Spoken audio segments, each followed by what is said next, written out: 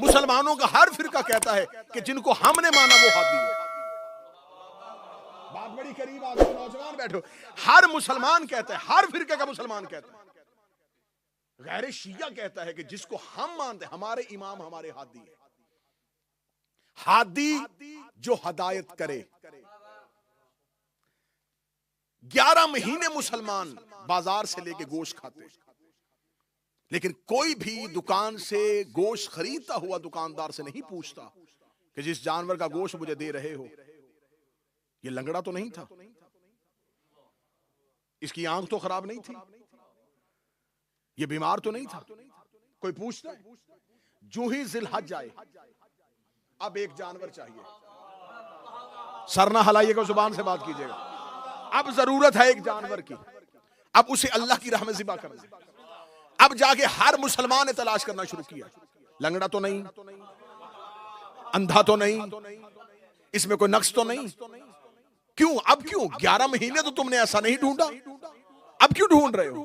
کہتے اس لیے کہ یہ قربانی کا جانور ہے، قربانی کے لیے جانا ہے. ہم نے کہا اچھا قربانی کے لیے جانا ہے تو قربانی اللہ کی راہ میں دینی ہے. ہاں تو قرآن میں خدا خود کہہ رہا ہے کہ مجھے تمہارے جانوروں کا نہ گوشت پہنچتا ہے نہ خون پہنچتا ہے.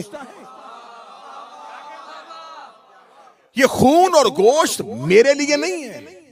تو جب خدا کو یہ پہنچتا ہی نہیں ہے، اللہ نیتیں جانتا ہے.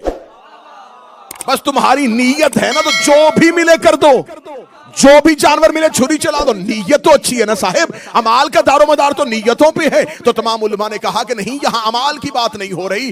اب ہمیں بے عیب جانور اس لیے چاہیے کہ جب اللہ نے حضرت ابراہیم کے بیٹے اسماعیل کی صورت میں اسماعیل کو بچانے کے لیے ایک آسمان سے جانور اتارا تھا تو وہ بے عیب تھا، وہ بے عیب تھا، وہ بے عیب تھا. ہم نے کہا کسی مولانا نے وہ جانور نہیں دیکھا جو اسماعیل کی جگہ پہ آیا تھا. وہ مینڈھا تھا، وہ بکرا تھا، وہ اونٹ تھا، وہ گائے تھی، وہ کیا تھا؟ کہتے وہ جو بھی جانور تھا وہ بے عیب تھا. ہم نے کہا وہ کیسے پتا چلا بے عیب تھا؟ انہوں نے کہا تمہیں نہیں پتا، اللہ نے بھیجا تھا، اور جسے اللہ بھیجے وہ بے عیب ہوتا ہے. جسے اللہ بھیجے اس میں نقص نہیں ہوتا، جسے اللہ بھیجے اس میں کوئی خامی نہیں ہوتی، جسے اللہ بھیجے اس میں کوئی خرابی نہیں ہوتی.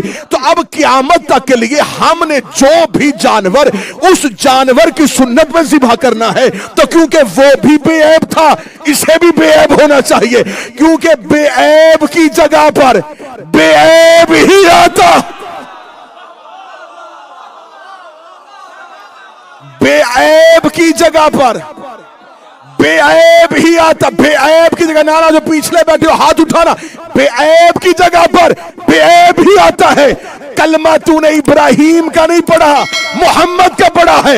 ابراہیم کے بے عیب جانور کی جگہ پہ بے عیب کو لے کے آتے ہو، اور محمد بے عیب ہے، وسیع بھی بے عیب.